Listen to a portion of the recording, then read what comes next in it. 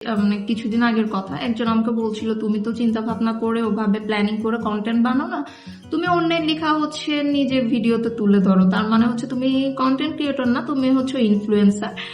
তো তাকে আমি তখন কোনো উত্তর দিইনি, কারণ আমি কখনো ওভাবে চিন্তা করি না যে আমি কন্টেন্ট ক্রিয়েটর বা হচ্ছে আমি ইনফ্লুয়েন্সার বা ব্লা ব্লা ব্লা যা বলে।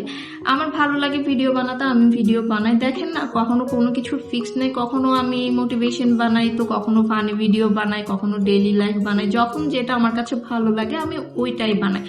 এটার কোনো এমন ফিক্সড নাই, যেমন অনেকের আছে না যে একটা নিশ থাকে, একটা টপিক থাকে, ওই টপিকে বেস করে হচ্ছে ভিডিও বানায়। আমার হচ্ছে ওরকম কোনো নিশ টপিক কোনোটাই নাই।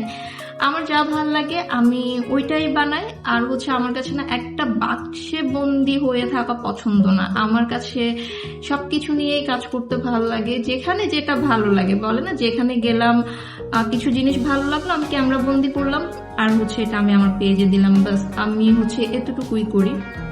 দেখা যাবে কিছুদিন পর আমি ঘুরতে বের হব, ওইখানে আমি ট্রাভেল ব্লগ বানাবো, এইটুকুই। এখানে কন্টেন্ট ক্রিয়েশন কিংবা ইনফ্লুয়েন্সার এমনটা কিছুই না।